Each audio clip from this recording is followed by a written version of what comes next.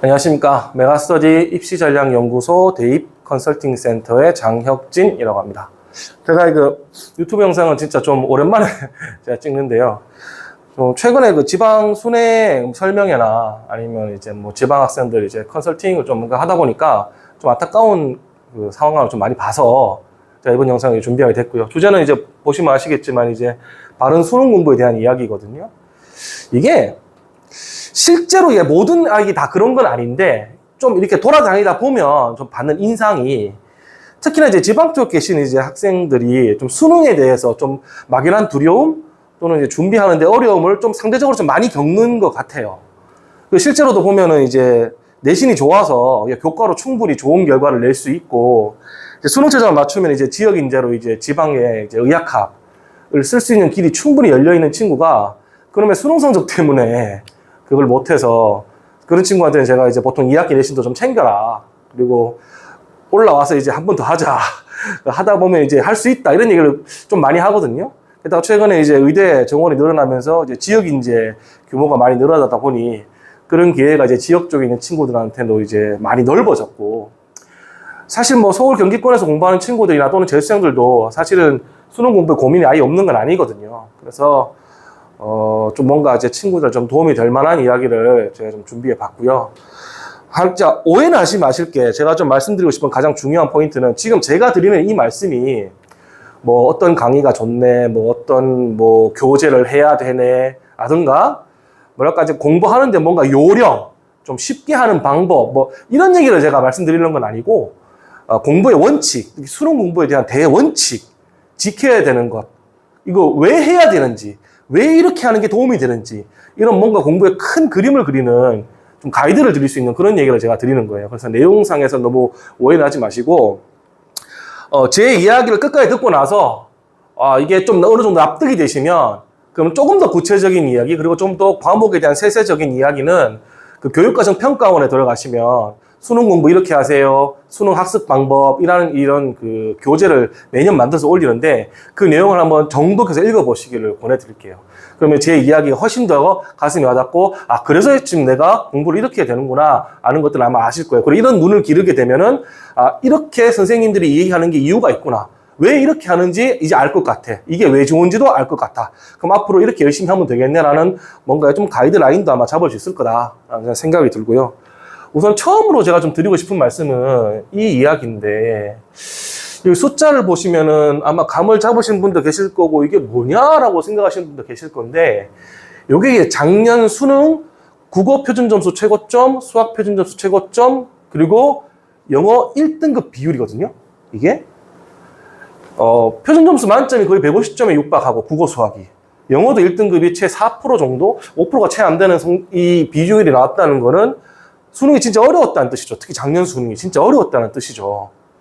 근데 제가 뭐 여기서 이런 말을 하면 분명히 제 의견에 반대하시는 분도 계실 거고 좀 생각이 다르다라고 생각하시는 분도 계시고 막 좀 욕하는 분도 아마 계실 건데 욕먹을 각오하고 제가 한 말씀 드리자면은 뭐 엄청 어려웠다고 저는 개인적으로 생각하지 않습니다. 뭐 쉬웠다는 얘기는 아니에요.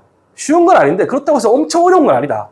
제가 작년에 수능 시험 이후 이제 보도자료 작성을 하면서 제가 느꼈던 바는 변별력 있네? 그렇다고 해서 엄청 어려운 건 아니네? 아는 게 이제 결론이었거든요.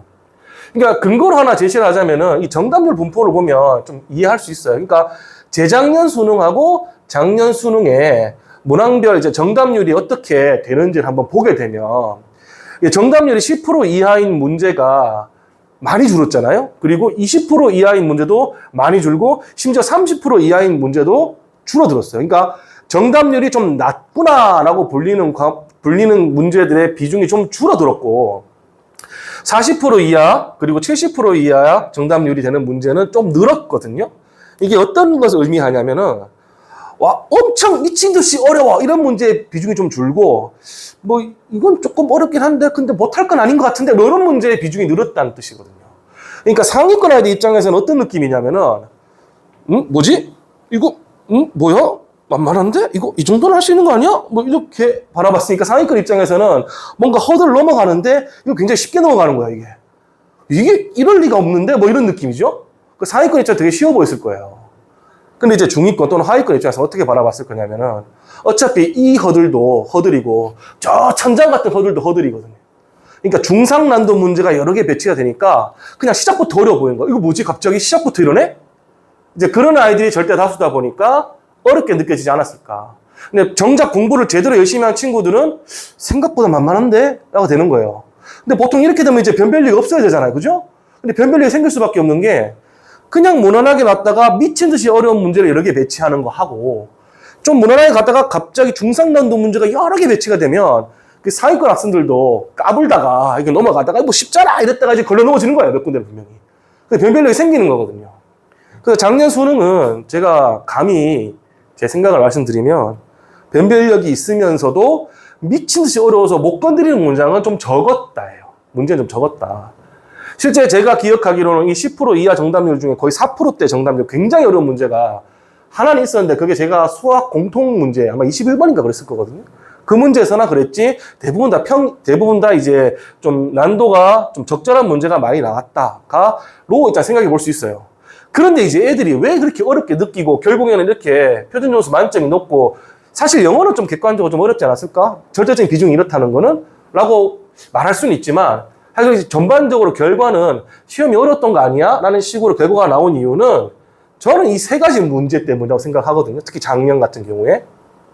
작년에 이제 킬러 문제에 대해서 이슈가 한창 터지다 보니까 아이들이 이제 생각을 한 거죠. 아, 킬러 문제가 안 나와? 미친 듯이 어려운 문제가 안 나와? 그래서 아, 도저히 못 건드리겠는데 이런 것들은 이런 문제가 이제 안 나와? 그러면은 좀 쉽지 않겠어? 라고 이제 오해하는 친구들이 많이 생긴 거죠. 이 두 번째 얘기랑 같은 거예요. 가벼운 마음의 수험생이 좀 많이 생긴 거죠. 그러니까 작년 같은 경우에 특히나 이제 대학을 다니던 반수생들이 이제 공부를 다시 한번 수험을 다시 보겠다고 말이 나왔다라고 알려져 있잖아요. 근데 그런 친구들이 대부분 다 이런 마음이었을 거예요. 게다가 이게 그 원인이 됐겠죠. 하지만 여러분 오해하시면 안 되는 게 킬러 문제가 없다는 거하고 변별력 확보는 사실 잘 생각해보면 별개의 문제입니다. 그리고 아무리 쉬워졌다 또는 범위가 줄어들었다 여러분 솔직하게 중학교 수학 과정에서 문제를 내더라도 대학생이 뭐지? 라고 고민할 정도의 난도 문제를 낼 수 있어요. 그 범위 내에서도 충분히 깊이 있게 문제를 낼 수 있거든요. 그러니까 좀 뭔가 이 내용 때문에 아이들이 오해하지 않았을까. 그런 아이들이 대부분 다 이제 한번 시험 봤는데 막상 또 결과가 안 좋으니까 다시 학교로 돌아가고 그런 경우가 많지 않았을까라는 생각이 또 들고요. 저는 이게 가장 결정적인 원인이라고 생각합니다. 제대로 공부하지 않고 왜 이렇게 해야 되는지를 모르고 대충 하는 친구들이 좀 많지 않냐 하는 느낌이 좀 들거든요. 그게 지금 하고 있는 이 행동, 이 공부 방식이 왜 해야 되고 무엇에 도움이 되는지를 잘 모르면서 그냥 시킨 대로 하는 아이들이 많지 않나. 그리고 요즘 아이들이 이런 걸 정말 많이 따지는데 효율 있게 공부하는 방법을 따지면서 원래 생각해야 될 공부의 본질을 놓치는 경우가 있지 않나 하는 생각을 제가 많이 하게 되거든요. 사실 효율 있는 공부가 세상에 어디 있습니까? 쉬운 공부 세상에 존재하지 않아요. 공부는 원래 어려운 거예요. 원래 하기 싫은 걸 참고 하는 게 공부라고요. 원래 애초에. 공부 재밌다는 친구들 병원 가봐야 돼요. 그런 친구들 있어요. 뭐 간혹 있긴 합니다. 가끔 박수 칠 정도로 천재 같은 애들이 있고 진짜 재능 있는 친구들이 있죠. 근데 그런 애들이 대부분은 아니라고요. 심지어 상위 1%도 안 될 거예요. 그런 친구들은. 그래서 공부는 원래 하기 싫은 것을 참고 하는 거다.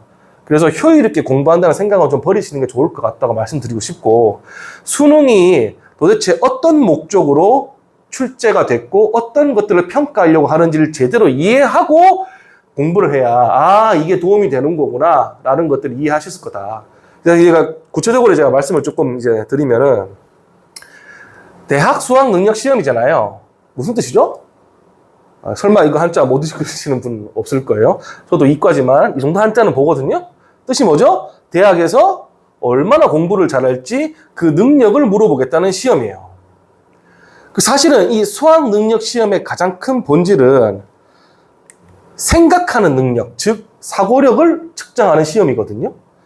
그래서 이 교육과정 평가원이 매년 발간하는 수능 이렇게 준비하세요. 수능 학습 방법 안내 이 책자를 읽어보면 이게 국어에서는 이렇게 생각하는 능력을 평가하려는 거구나. 수학에서는 이렇게 생각하는 능력을 평가하는 거구나. 이게 매년 공지가 되어 있는데, 그리고 정작 이 내용을 읽어봐야 되는 건 학생인데, 오히려 이제 선생님들이 더 많이 읽어보고 아이들 지도를 하죠. 근데 학생 입장에서는 그런 내용을 전혀 모르고 지도하는 것만 그냥 들으니까 이거 왜 그렇게 해야 될까? 라는 거에는 이제 의문을 가지고 아예 생각조차 못 하는 거예요. 왜 이렇게 해야 되는지. 사실은 제대로 수능 공부 이렇게 하세요. 이 책을 읽어보면 이걸 위해서 해야 되는 것들의 방식은 여러 가지가 있을 텐데 그 방식이 다 가리키는 그 방식이 전부 다 바라보는 방향은 하나로 동일하거든요. 그게 생각하는 능력을 묻는 거다라는 거예요. 이게 좀 예를 하나 들어보면 내신 시험이나 아니면 옛날에 치러졌던 학력고사 같은 경우에는 지식을 알려주고 지식을 그대로 물어보는 시험이었거든요. 그래서 이런 식의 시험은 그냥 미친 듯이 뺑뺑이 돌리면서 수업 돌리고 강의 듣고 그냥 미친 듯이 외우면 그만이에요. 근데 생각하는 시험은 일단은 지식이 베이스로 있어야 되기 때문에 이걸 알고는 있어야 되는데 이것만으로 해결하는 게 아니라 어떻게 스스로 생각을 해서 알고 있는 것들을 이렇게 저렇게 조합을 하고 곰곰이 생각하는 과정 속에서 이제 뭔가 문제풀이 능력이 강화되고 수능에 맞는 공부를 하게 되는 거거든요. 그래서 사실 사고력이라는 걸 키우려면 스스로 혼자 뭔가를 해야 되는 거예요. 그래서 이 뭔가 수업만으로 끝나지 않아요. 스스로 뭔가를 해야 되거든요. 예를 하나 들어보면 그러니까 이쪽에 지식에 대한 능력은 누군가가 도움을 줄 수 있는데 생각하는 능력은 누군가 도움을 준다기보다는 혼자 스스로 터득해야 되는 경우가 많아요. 그래서 수능 공부가 더 어려운 거고 초창기에 수능이 나왔을 때 뭐 가르치는 선생님이나 아니면은 그 학생들이 다 정말 엄청난 혼란을 겪었던 거거든요. 예를 하나 들어보면 지금 수능이 그렇게 나온다는 뜻은 아닙니다. 예를 드는 거예요. 그래서 오해하지 마시고요. 뭐 한국사 문제라고 가정해요. 그러면은 이렇게 지식만 물어보는 게 어떤 거냐면 예를 들어서 뭐 A라는 왕의 업적을 알려줘. 이 왕이 뭘 했어 이렇게 한국사 문제에서 이렇게 알려줬어요. 그런 다음에 문제는 다음 중 그 A라는 왕의 업적이 아닌 것은 하고 대놓고 물어보는 게 지식을 알려주고 지식을 그대로 물어보는 시험이라면 사고력을 측정하는 시험은 일단은 다음 보기를 읽고 물음에 답하래요. 그 보기 내용을 읽어봤더니 중국 이야기인데 우리나라 얘기도 아니고 심지어 중국 옆나라 중국 이야기인데 그 중국 그때 그 당시에 한국의 왕이 A였던 거예요. 이 지문을 읽고 그 생각해야 돼. 이때가 언젠데? 그때 우리나라 왕은 누구였지? 언제쯤이었지? 아는 걸 생각하는 거야. 그리고 밑에 선지는 뭐가 나오냐면 그 왕의 업적만 나오는 게 아니라 당시의 사회상부터 그 당시에 맞는 내용들이 여러 가지가 다 선지로 나오는 거예요. 그러면 이제 한 가지 지식으로만 푸는 게 아니라 여러 가지 지식을 종합적으로 생각해보고 이게 이때니까 이때는 뭐였어. 이게 아니네. 이때는 다른 시기잖아. 라고 답을 찾아가는 과정. 이게 이제 사고력을 측정하는 거거든요. 사실 이렇게 이제 좀 뭔가 이제 과목별로 좀 섞이는 거, 이런 것들이 이제 진짜 말 그대로 통합형인 시험인 건데, 옛날 수능은 이런 비슷한 문제가 있긴 했었어요. 요즘은 이제 그렇진 않지만, 사탐, 과탐도 이제 많이 과목으로 구분되잖아요. 근데 약간 논외로, 약간 좀 별개로, 2028학년도에 수능이 이제 개편되잖아요. 그때 이제 사탐하고 과탐이 통사 통과로 개편이 되면, 어떤 분들은 시험이 좀 쉬워지지 않을까? 아니, 1학년 과정인데 너무 쉽지 않겠어? 변별력이 있겠어? 라고 생각하시는 분도 계시는데, 저는 아직 물론 시험이 예시가 나온 것도 아니고 뭐 결론이 나온 것도 아니지만 그래서 감히 제가 예상하건데 저는 이거 어려울 수도 있겠는걸? 조심해야겠는걸? 이런 생각도 좀 했어요. 그 이유는 통사 통과가 얕고 넓게 배우는 거잖아요. 저는 얕은 게 문제가 아니라 제가 넓은 게 문제지. 그리고 그거는 충분히 통합으로 말 그대로 통사 통과니까 통합으로 문제를 낼 수도 있거든요. 이렇게 섞이면은 생각보다 난도 어려울 수도 있다. 그런 수능이 다시 나올 수도 있다. 정도를 일단 논의를 말씀드리고 결론은 수능은 지식을 바탕으로 생각하는 능력을 묻는 시험이다. 지식을 쌓는 건 도움을 받을 수 있으나 생각하는 능력은 스스로 열심히 노력을 해야 된다는 거예요. 이걸 과목을 조금씩 쪼개놓고 보면은 일단 국어부터 먼저 말씀드리면 일단은 좀 국어의 전반적인 이야기 그리고 약간 독서에 포커싱이 돼 있는 거로 일단 얘기를 좀 해볼게요. 많은 걸 다 얘기할 수는 없어서 여러분 대학 수학 능력 시험에서 수학이나 사회과학이 나오는 거는 어느 정도 좀 납득을 하실 거예요. 왜냐하면 내가 이과면은 당연히 수학 필요해, 뭐 과학 당연히 필요해 생각하실 거고 내가 문과로 갈 건데 사탐이 나오는 건 좀 당연한 것 같아. 그 중에서 몇 개 공부할 건데 뭐 좀 당연히 생각하시는 경우가 많은데 왜 국어 시험은 출제가 될까에 대해서 생각해 본 사람들 별로 없는 것 같더라고요. 국어, 대학 수학 능력이랑 국어랑 무슨 관계길래? 그냥 우리는 한국 사람이니까 국어가 당연히 나와야 되지 않겠어? 막 이렇게 생각하시는 경우가 많은데 사실 대학 수학 능력 시험에 국어, 특히 비문학 독해가 나오는 이유는 그 능력 자체가 바로 공부 능력과 똑같기 때문이거든요. 공부를 다른 말로 학습이라고 하잖아요. 그죠? 배우고 익힌다. 그 중에 여러분 배우는 게 중요할까요? 익히는 게 중요할까요? 라고 물으면 대부분 다 익히는 게 더 중요해요 라고 말을 해요. 왜요? 그러면은 배우는 거는 누구한테 도움을 받고 배울 수 있는데 익히는 거는 스스로 많은 시간을 투자해서 반복 학습을 해야 되니까 더 어려운 거다. 그래서 이게 더 중요하다 말하는데 그 말도 일리가 있습니다. 뭐 둘 다 중요하죠. 근데 이제 익히는 게 더 중요한 게 맞기는 맞아요. 근데 국어 비문학이 여러분한테 독서 파트가 여러분한테 측정하고자 하는 능력은 바로 배우는 능력이에요. 읽고 이해하는 능력. 소위 말해 독해력이라고 하죠. 여러분 공부한다라는 거를 잘 생각해 보면 그 행위를 잘 생각해 보면 생판 처음 보는 모르는 개념을 글을 통해서 읽고 이해하고 이런 거구나 라고 납득하는 거. 말로 표현되어 있는 강의를 듣고 이런 거구나 이해하고 납득하는 거. 이게 소위 말해 개념 학습하는 과정이거든요. 그게 배우는 과정이에요. 그게. 그래서 국어가 잘 돼 있는 친구들 어릴 때부터 글을 많이 읽어보고 읽고 이해하는 능력이 출중한 친구들은 이 능력이 매우 출중하기 때문에 한 방에 무슨 말인지 알아들을 수 있죠. 근데 그렇다고 해서 그 친구가 내 것으로 만들지 않은 말짱 꽝이라서 옛날부터 이런 말이 있잖아요. 본인이기도 하고 주변 다른 친구들이기도 하고 이런 친구들 있잖아요. 얘가 머리는 좋은데 노력을 안 해서 공부를 잘 못해. 그게 이런 친구들이에요. 그러니까 국어는 열심히 국어 성적은 잘 나오는데 나머지 과목은 안 나오는 친구들이 이렇게 척하면 척, 턱하면 턱 알아는 듣는데 내 것으로 만들지 않는 거거든요. 그래서 이렇게 읽고 이해하는 능력을 묻는 게 국어 시험이라 이렇게 국어 비문학 독해 지문이 나오면 뭔가 인문, 사회, 과학, 기술, 예술, 철학의 아주 다양한 주제의 지문이 있고 그 옆에 이 지문 내용으로 구성되어 있는 문제가 있잖아요. 그러니까 문제 의도는 이런 거예요. 자, 내가 지금 너희들한테 과학, 기술 지문 하나를 알려줄게. 과학, 기술에 대한 지식을 알려줄게. 잘 읽고 이해한 다음에 잘 이해했는지를 이 문제를 통해서 테스트할 거야. 가 국어 읽기 시험이거든요. 근데 여기서 좀 오해하시는 분들이 계세요. 이 지문이 만약에 생물학 지문이었다 칩시다. 그러면 이 문제들도 이 지문 내용을 근거로 만드는 거니까 생물학 얘기가 막 나올 거 아니에요? 그래서 그걸 딱 보고 어떤 분들이 이렇게 생각하시는 거예요. 이건 생물 문제지 국어 문제가 아니잖아. 라고 오해하시는 경우.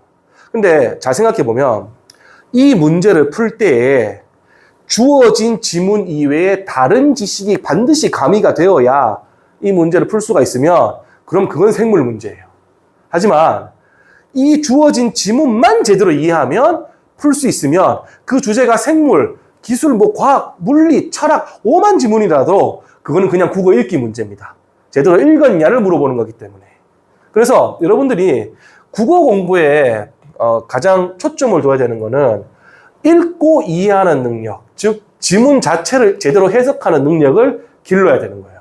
그래서 여러분들 학원에서 강사님들이나 아니면 학교 선생님들이 국어 비문학 지문 갖다 놓고 이제 수업을 하는 걸 보고 있으면 자 앞에 읽어보세요. 그런 다음에 다 읽을 때까지 기다렸다가 자 다 읽었지? 바로 문제풀이 한다? 라고 하시는 분들 하나도 안 계세요.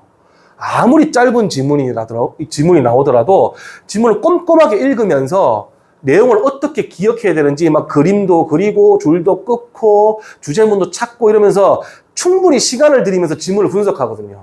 그런 행위를 왜 하냐? 그게 바로 글을 읽을 때는 이렇게 읽으셔야 돼요 라는 방식을 알려주는 거예요.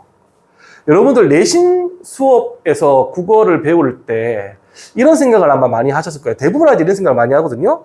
아니 내신 국어는 백날 그 수업 들어봤자 내신 시험에는 도움이 되는데 수능에 별로 도움이 안 되는 것 같다라고 생각하시는 경우가 많아요. 그게 왜 그러냐면 그 괴리감을 느끼는 이유가 내신에는 읽는 방법을 알려주거든요. 문학 같은 경우도 마찬가지예요. 갈래, 분류를 먼저 알려주고 갈래별 그 장르별로 이런 특징이 있어, 이런 표현법이 있어 라는 것들을 알려주고 내신에서는 그런 걸 물어보기도 해요, 실제로. 근데 수능에서는 그런 거 안 물어보잖아요. 그 지식은 원래 기본적으로 가지고 있어야 되고 그 지식을 바탕으로 실제 문학 작품을 읽으면서 스스로가 그 작품을 해석하는 능력을 묻고자 하는 게 수능 또 문학이거든요. 읽기도 마찬가지다. 그래서 여러분들이 국어를 잘 하려면 특히 수능 국어를 잘 하려면 그리고 독해하는데 시간이 많이 든다면 여러분들 연습할 때 지문을 분석하고 제대로 이해하는 데 더 많은 노력을 기울이셔야 돼요. 문제를 맞추는 데 초점을 기울이지 말고 지문을 읽고 이해하는 데 더 많은 노력을 기울이셔야 된다. 그래야지 국어 실력이 늘어난다. 그리고 그 실력이 굉장히 조금씩 늘어나기 때문에 국어 성적 올리기가 다른 타 영역에 비해서 압도적으로 어려워요. 압도적으로. 그래서 실력이 빨리 안 늡니다. 근데 포기하지 않고 꾸준히 계속 하셔야 돼요. 아시겠죠? 사실은 영어도 마찬가지거든요. 영어도 이제 국어랑 본질적으로 똑같아요. 다만 영어라는 과목은 그 해석, 그러니까 뭔가 번역 이런 것들이 들어가잖아요. 그러니까 외국어니까. 물론 외국에 살다 온 사람들은 영어도 한국어처럼 읽고 바로 이제 머릿속으로 이해하는 뭐 그런 분도 있고, 열심히 공부하는 친구들은 이제 직독직히 하면서 그런 능력을 가진 친구도 있지만, 거의 대부분의 사람들은 뭔가 번역, 해석 이런 것들이 단계가 들어가요. 그 단계 이전은 완벽하게 영어 영역이고, 그 단계 이후는 사실상 국어의 영역이랑 다를 게 없거든요. 잘 정리해서 생각해보면. 근데 이 국어 영역에서는, 원래 순수 국어에서는 한국 사람들이 다 개나 소나 전부 다 한국어를 읽을 수 있으니까 지문 독해의 난도가 높은 반면, 영어 시험은 제대로 읽어만 내면 지문 독해, 이 지문에 대한 이해가 잘 될 거예요. 독해의 난도가 좀 낮다고요. 그러니까 뭐 성인 영어 시험이나 수능에서 작정하고 어렵게 내면 이제 해석해도 한국말로 바꿔놔도 이게 뭔 말이지? 하고 좀 해석 좀 어려움을 겪을 수 있지만, 적어도 고등학교 수준의 영어라면은 한글로 명확하게 잘 바꾸기만 하면, 오류 없이 바꾸기만 하면 좀 독해 읽어내는 건 좀 쉽게 느껴질 거예요. 예를 들면은 여러분들 이제 영어 문제 뒤에 펼치면 그거 나오잖아요. 그 해설지 나오잖아요. 그냥 한글로 번역해 놨잖아요. 그죠? 이게 국어 문제야 라고 생각하고 읽어보세요. 한번. 답을 한번 찾아보시라고요. 뭐야, 왜 이렇게 쉬워? 이거 아니야? 하고 바로바로 찾을 거예요. 그게 그 독해의 난도가 실제 국어 시험보다 좀 낮기 때문이거든요. 그럼 이제 영어를 못하는 이유는 왜 그러냐? 이게 바꾸지를 못하는 거예요. 제대로. 그래서 이것도 이제 국어랑 비슷하게 학교 다닐 때 학교 내신 수업에서 배우는 영어가 수능에 별로 도움이 안 되는 것 같아라고 느끼는 친구들이 좀 있어요.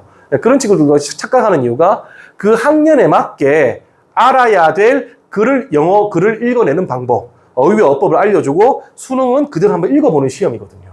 그래서 이제 좀 괴리감을 느끼는 거예요. 하지만 내신 영어에서 배우는 것들이 결코 도움이 안 되는 것이 아니다.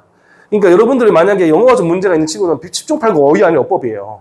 그러니까 어법이 안 되면, 어휘는 솔직히 몰라도 어쩔 수 없죠. 이건 죽을 때까지 그냥 외워야 되는 거라서 모르는 어휘가 나오면 찾아놓고 이렇게 적으면서 암기하고 그런 행위를 계속 해야 되고, 모르는 어법이 있어서 문장 구조가 해석이 안 된다라고 하는 거는 진짜 앞뒤가 맞는 얘기거든요.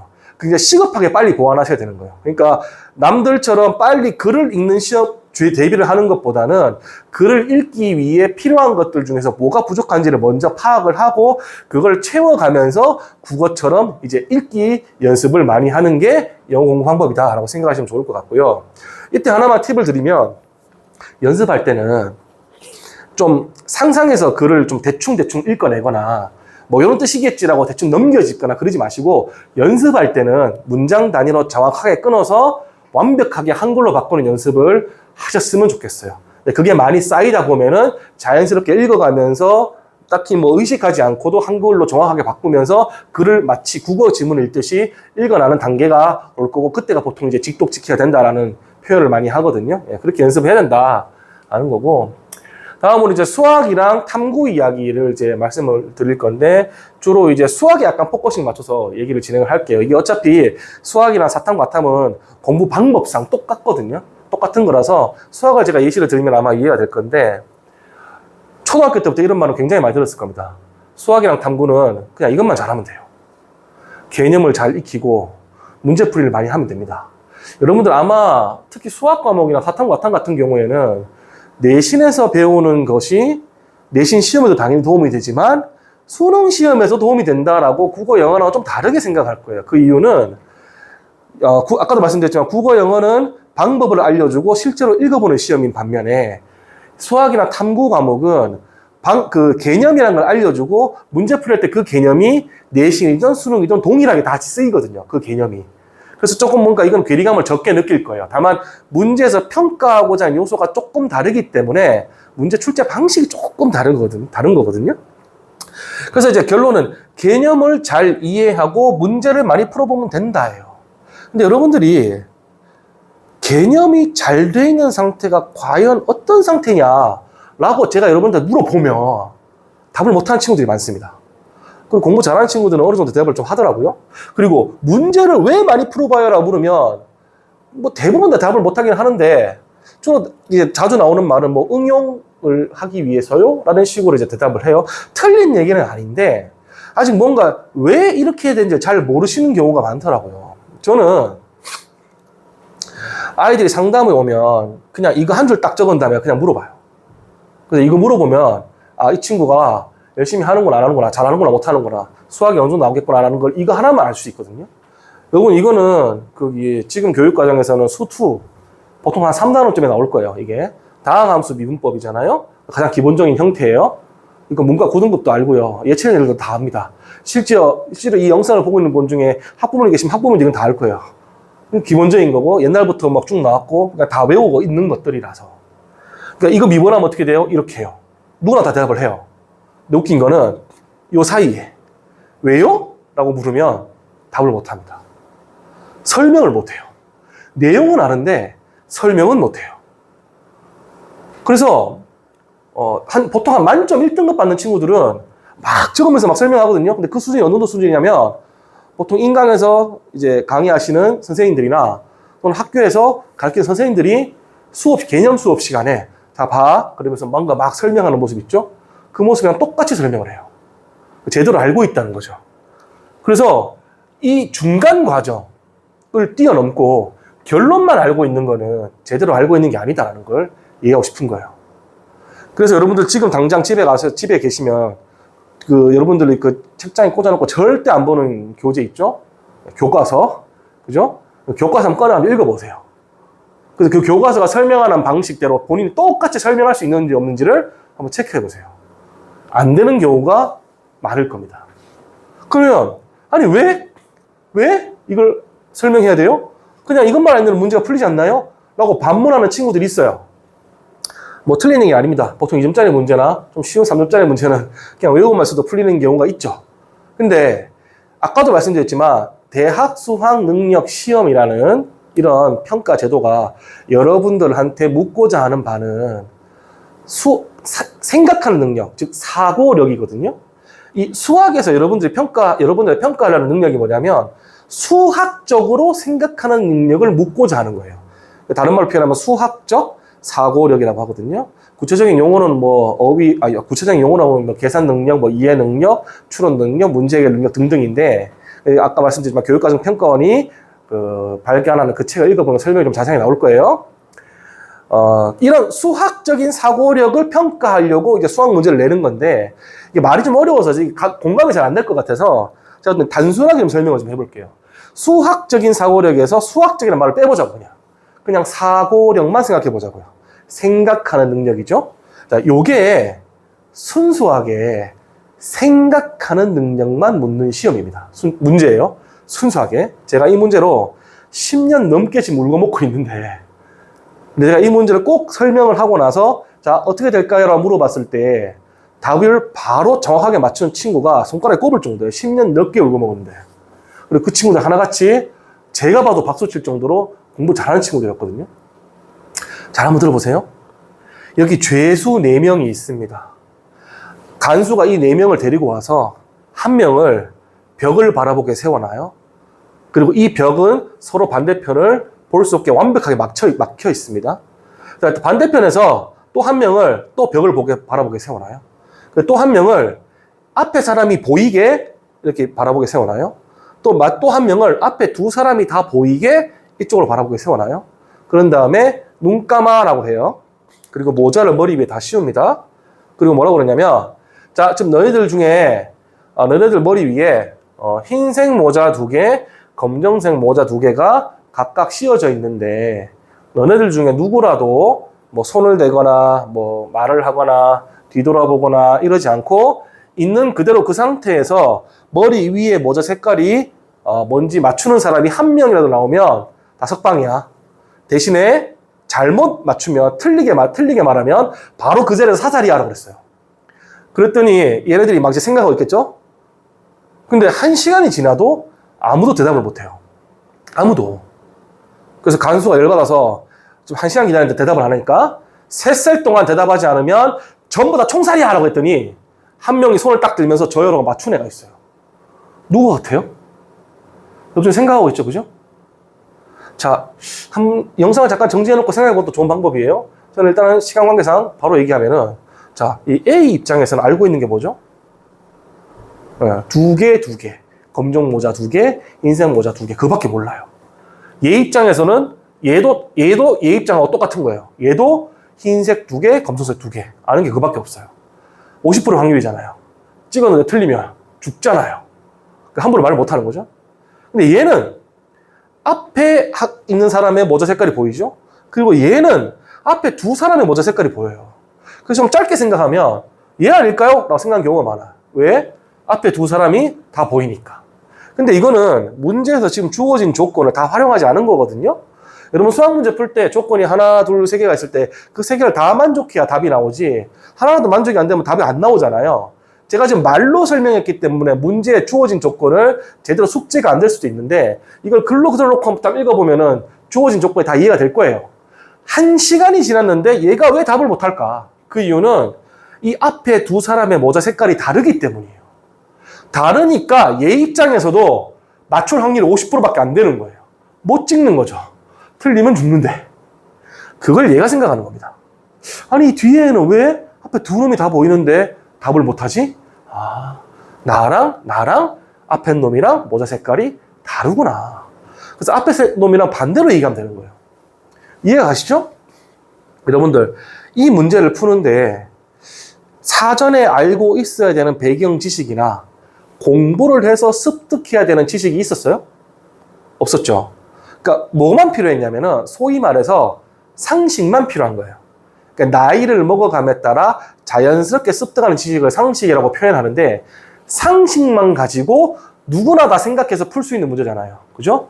이런 것들이 이제 순수하게 사고력을 묻는 시험입니다. 이런 것들이. 여기서 상식만 가지고 생각하는 시험이 사고력만 물어보는 거라고 했잖아요. 그 상식이 수학적인 개념, 사회과학적인 개념으로 치환이 되면 그게 바로 수학적인 사고력을 묻는 거예요.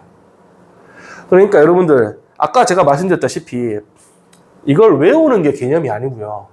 이 과정을 설명할 수 있을 정도로 숙지하는 게 개념을 제대로 아는 거고, 그게 바로 생각의 소재거리가 되는 거예요. 그래서 여러분들은 수학 문제를 풀 때 오해하면 안 되는 게, 내가 이걸 몰라서 못하는 거냐, 아니면 생각을 못해서 못하는 거냐 하는 건 완전히 별개의 문제거든요. 그러니까 생각의 소재 자체가 없어서 생각 자체를 못하는 거는 그냥 개념이 안 돼 있는 거예요. 다시 개념을 돌아가야 되는 거죠. 근데 개념은 잘 돼 있고 생각의 소재는 충분히 있는데, 생각하는 연습을 많이 못해서, 이런 경험이 좀 부족해서 생각이 거기까지 미치지 못했으면 그거는 이제 문제풀이 영역에서 많은 경험을 쌓는 게 필요하거든요. 그래서 문제풀이를 많이 하라는 소리예요. 제가 이런 예시를 하나 들 건데, 이 문제는 제가 얼마 전에 그 TV에서 막 보다가 이게 유명하신 선생님들이 나와가지고 뭐 아이들 지도하는 뭐 그런 TV 프로그램이 있더라고요. 거기서 제가 본 거예요.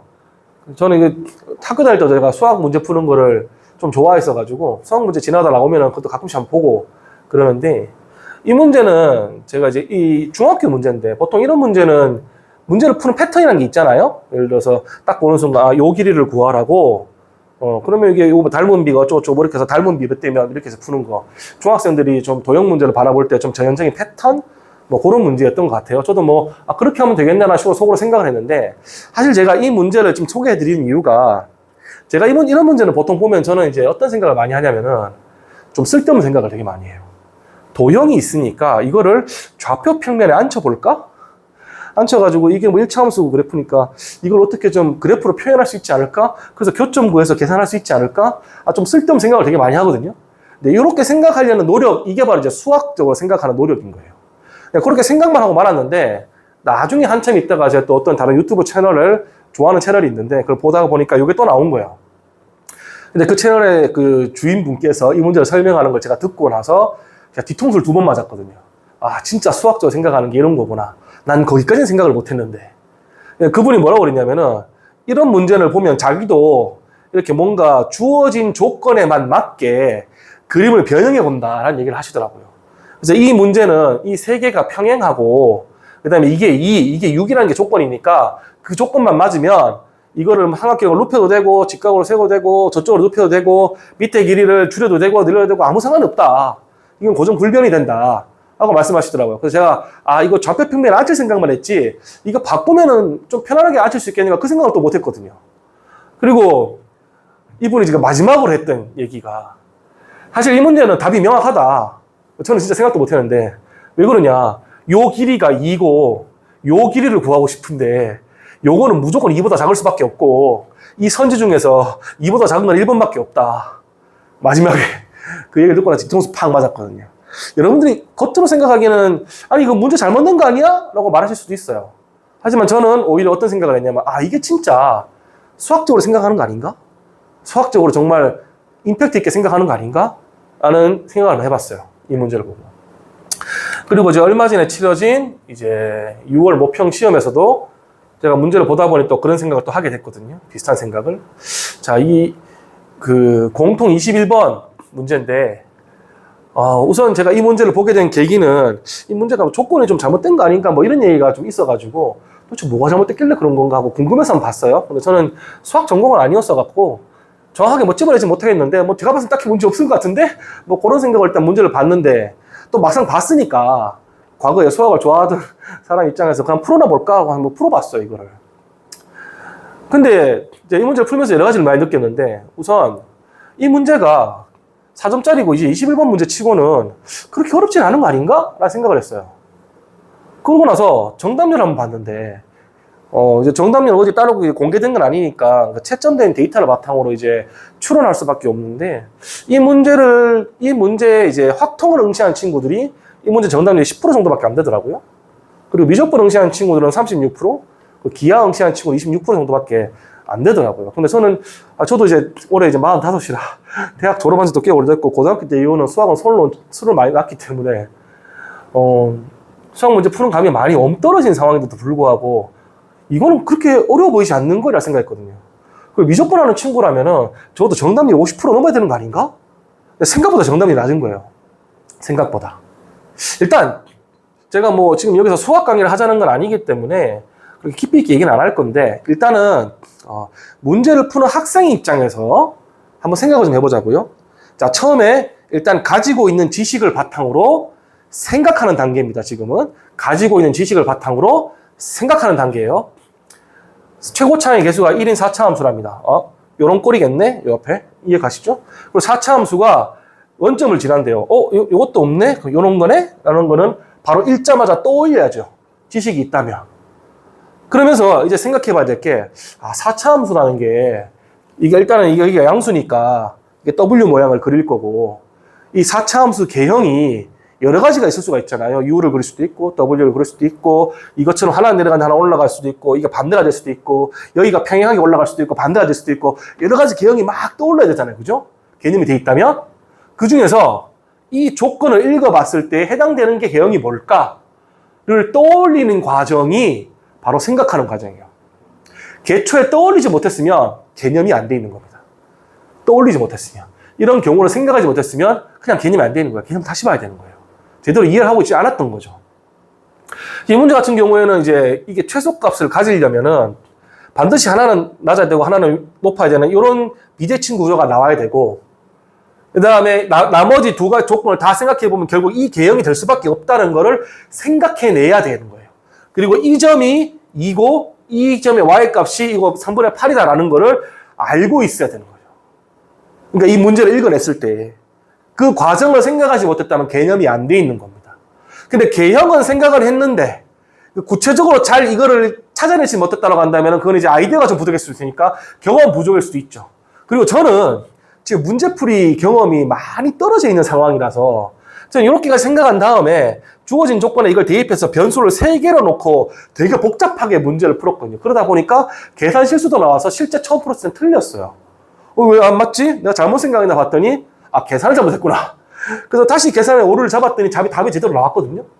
그러고 나서 저희 유명한 선생님들 해설 강의를 보면서 이거 어떻게 하는 건가 하고 봤더니 일단 제가 생각했던 방식은 틀리지 않았더라고요. 다만 어디서 차이가 났냐?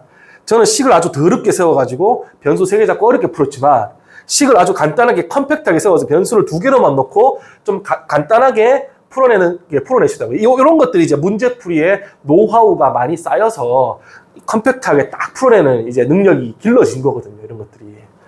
그러니까 여러분들 이제 이 문제를 보면 이제 생각하는 게 내가 이게 이렇게까지 생각이 넘어갔냐? 조건에 맞게 하나씩 따져보면서 그 과정을 옳게 해갔냐?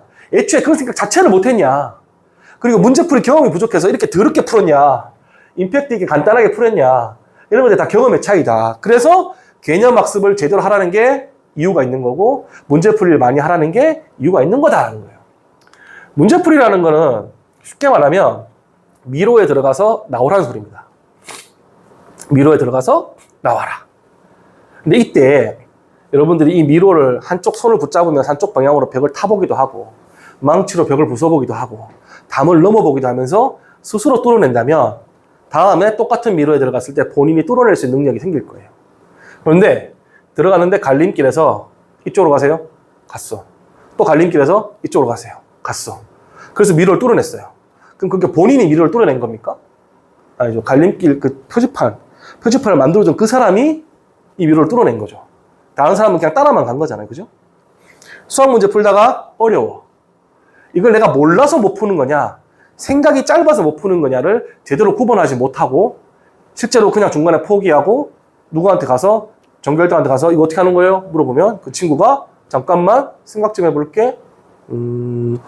이렇게 하면 좋을 것 같아 하고 해주면 그런 방법이 있었어. 내가 그걸 왜 몰랐지? 그러면서 자기는 공부했다고 뿌듯하게 하면서 돌아가거든요. 공부는 자기가 한 게 아니라 그 친구가 한 겁니다. 그 친구 공부하고 자기는 구경한 거예요. 오히려 박탈당한 거라고요. 공부당한 기회를. 그래서 이렇게 많이 겪는 시행착오가 실력으로 바뀐다. 수학이나 사탐, 과탐은 물론 국어영어도 마찬가지긴 합니다만 시행착오가 실력으로 변환한다는 마음을 생각을 가지고 스스로 뚫어내려고 노력하셔야 되고요. 그리고 여러분들 이런 말 되게 많이 하는데 문제집 뭐부터 풀어야 돼요? 뭐라든가 누구 거 풀어야 돼요? 이런 얘기 굉장히 많이 학습법 얘기를 하면 많이 물어보는데요. 그게 물어보는 사람들의 심리가 보통 어떤 거냐면은 제발 여기까지만 하게 해주세요. 여기까지 해도 된다고 제발 말해주세요. 여기까지만 하고 안 할래요. 이런 경우가 거의 대부분이거든요. 실제로 좋은 거 추천해주세요. 그런 말도 있는데 거의 대부분은 기저에 깔리는 심리가 이 정도만 하면 된다고 제발 좀 말해주세요. 이런 경우가 많아요. 근데 그런 게 없습니다. 절대 존재하지 않아요. 우선순위는 존재하겠으나 양은 존재하지 않는다. 그래서 뭐 우선순위라면 당연히 기출문제 분석, 그 다음에 EBS 문제 뭐 이런 것도 우선순위에 앞순위에 들겠죠. 근데 그 이후에는 그게 끝나고 나면 그 이후에는 그냥 몸이 허락하는 한, 시간이 허락하는 한 많은 연습량을 가져가 줘야 그게 실력으로 바뀐다라는 거를 기억하셨으면 좋겠다. 공부에 왕도는 없다는 얘기 많이 들어보셨죠? 거짓말이 아닙니다. 공부에 쉬운 게 어디 있어요? 공부가 쉬우면은 그냥 개나 소나 만점 1등급 받게요? 그게 아니잖아요. 그러니까 쉬운 길 찾아가려고 하지 말자라는 얘기를 드리고 싶고요. 마지막으로 여러분들 이제 문제 풀이를 연습을 단계를 이제 개념이 다 끝나서 이제 문제 풀이 단계를 많이 넘어가는 경우에 이렇게 오답 노트 만드는 경우가 되게 많거든요. 만들어 놓고 이제 내가 이 문제를 못 풀었으니까 이 문제 푸는 걸 다시 한번 붙여놓고 이제 한번 다시 풀어보는 약간 좀 복습하는 느낌? 이렇게 복습하는 느낌으로 이제 오답 노트를 만드는 경우가 많은데 사실 옛날 그 학력고사나 내신 시험이 아니고서야 똑같은 문제가 나오지는 않기 때문에 그 뭔가 문제 유형을 좀 외우거나 아니면 이렇게 틀린 문제를 한 번 더 풀어서 문제를 외우는 듯한 느낌의 오답 노트는 크게 그렇게 의미가 없어요.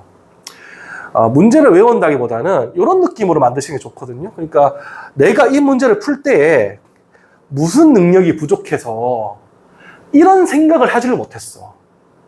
이런 생각을 못했기 때문에 다음 단계로 가지 못했던 거야 라는 거를 정리해야 된다. 소위 말해 오답 노트가 아니라 생각 정리 노트로 생각하시는 게 좋을 것 같다. 그래서 그런 포인트들만 다 모아놓고 나중에 한번 쭉 봐도 그게 이제 뭐 친구한테 물어서 쌓인 경험이든 답안지를 보고 쌓았던 경험이든 간에 그래도 간접적으로 조금 도움은 되거든요. 근데 어쨌건 자기가 스스로 생각해 보는 게 제일 나이스한 거고 차선책으로라도 시간 부족할 때 차선책으로라도 생각하지 못했던 포인트를 정리해 놓고 다시 한번 그 생각을 떠올려 보는 것도 좋은 방법은 된다. 문제풀이에서 라고 이해하시면 좋을 것 같고요. 그리고 여러분들 문제풀이 하다 보면 그런 얘기 되게 많이 하죠.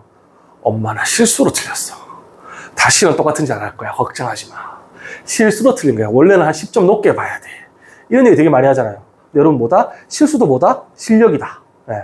그 실수하는 것도 실력에 포함시키라는 게 무슨 뜻이냐면 본인이 뭔가 실력이라는 거는 노력해서 극복해야 되는 건데 실수했다는 핑계로 노력하지 않고 그냥 넘어가려는 경우가 많거든요. 그러다 보면 같은 짓 또 합니다. 같은 실수 또 해요. 늘 하던 짓을 늘 매번 반복하고 개선이 되진 않아요. 그 개선을 하려면 내가 어떤 실수를 얼마나 많이 하는지를 스스로 깨우쳐야 된다. 그래서 오답노트에 그런 걸 적어야 된다는 거예요. 내가 이 짓거리를 또 했어. 내가 약분을 안 하고 더 했어. 내가 마이너스 잘못, 괄호 풀 때 마이너스를 잘못 계산했어. 내가 문제를 반대로 읽었어. 그런 것들을 적어놓고 수시로 상기해줘야 같은 짓을 절대로 하지 않거든요. 그렇게 뭐랄까 이 오답노트를 활용하시면 실력 향상에 도움이 된다는 것을 말씀을 드리고 일단 제가 지금까지 들었던 이야기는 그 교육과정 평가원이 그 매년 발간하는 그 교재를 좀 읽어보시면 조금 더 이해가 더 잘 되실 거예요. 제가 지금 과목을 좀 시간 제한이 있어가지고 너무 길게 다 설명을 못 드리고 솔직히 저도 과목별로 그렇게 프로페셔널 전문가는 또 아니기 때문에 깊이가 좀 얕을 수도 있으니까 최대한 아는 선에서 설명을 드린 거라 여러분들 조금 더 깊이 있게 이해하시고 수능이 평가하려는 사고력이 무엇이냐를 알아보시려면 그 교육과정 평가원이 그 매년 발간한 그 책자를 꼭 한번 읽어보시길 권하거든요. 그걸 읽어봐야 공부를 이렇게 하는구나 저렇게 하는구나 이게 맞구나 틀리구나 이게 어떻게 도움이 되는구나 하는 것들을 좀 더 깊이 있게 이해하시고 성적 향상에 도움이 될 거예요. 네. 아무쪼록 제 이야기가 많은 도움이 됐기를 바라면서 영상을 그만 마치도록 하겠습니다. 감사합니다.